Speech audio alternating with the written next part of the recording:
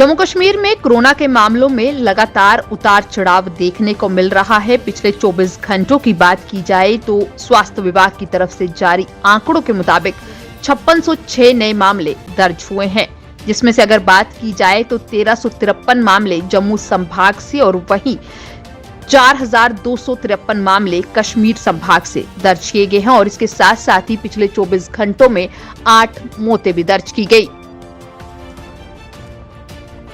जम्मू कश्मीर का सबसे ऊंचा तिरंगा 26 जनवरी को शोपियान के गुडविल आर्मी स्कूल में फहराया गया। आपको बता दें कि ये ध्वज की ऊंचाई आसमान को छूती हुई नजर आई और राष्ट्र ध्वज के तिरंगे को आकाश के नीले रंग के साथ मिश्रित होते हुए देखा गया। शोपियान 15 गढ़वाल में स्थित भारतीय सेना ने 12 सेक्टर RR के तत्वान में जम्मू और कश्मीर में सबसे ऊंचे राष्ट्रीय ध्वज को फहराया।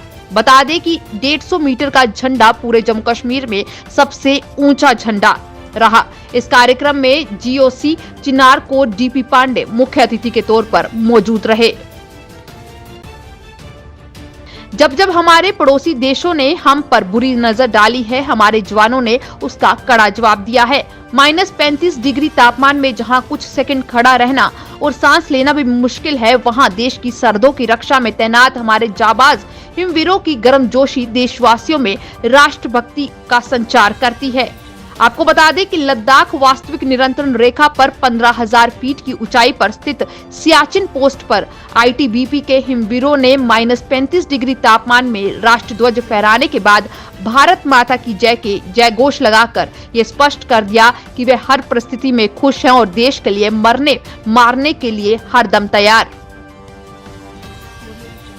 जम्मू कश्मीर पुलिस के ASI बाबूराम को गणतंत्र दिवस के मौके पर मरणोपरांत अशोक चक्र से सम्मानित किया गया। राष्ट्रपति ने उनकी पत्नी और बेटे को यह सम्मान पत्र सौंपा।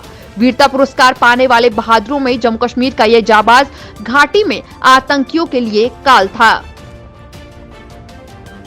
केंद्र शासित प्रदेश जम्मू कश्मीर में कोरोना के लगातार बढ़ रहे मामलों को देखते हुए स्वास्थ्य एवं चिकित्सा विभाग शिक्षा ने उन सभी रजिस्ट्रार, सीनियर एवं जूनियर रेजिडेंस डॉक्टर्स और डिमॉन्स्ट्रेटर्स की समय अवधि 2 महीने के लिए बढ़ा दी है, जिनका कार्यकाल 31 दिसंबर को समाप्त हो गया था, लेकिन अभी तक वे मेडिकल कॉलेजों में काम कर रहे हैं। ये डॉक्टर्स 28 फरवरी तक अपनी सेवाएं जारी रख सकते हैं।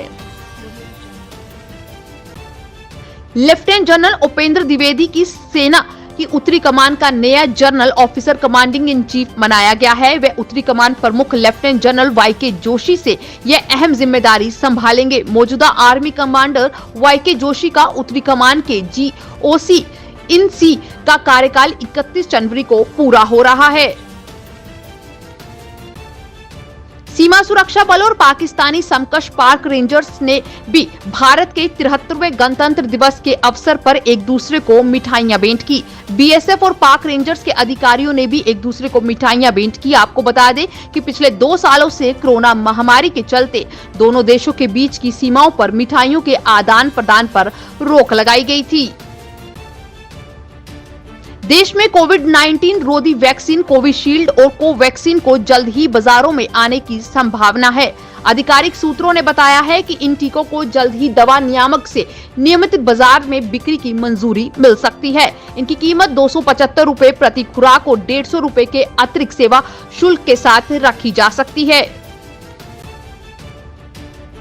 भारत के 73वें गणतंत्र दिवस के अवसर पर बांग्लादेश की प्रधानमंत्री शेख हसीना ने अपने भारतीय समकक्ष नरेंद्र मोदी और देश की जनता को शुभकामनाएं दी। इस दौरान शेख हसीना ने कहा कि एक शांतिपूर्ण और समृद्ध क्षेत्र बनाने के सपने को साकार करने की ओर बांग्लादेश भारत के साथ कार्य करने के लिए तत्पर है।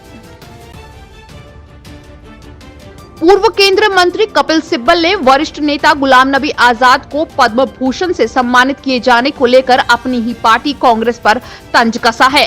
सिब्बल ने व्यंग करते हुए कहा, ये विडंबनापूर्ण है कि कांग्रेस को गुलाम नबी आजाद की सेवाओं की जरूरत नहीं है, जबकि देश उनके योगदान का सम्मान कर रहा है।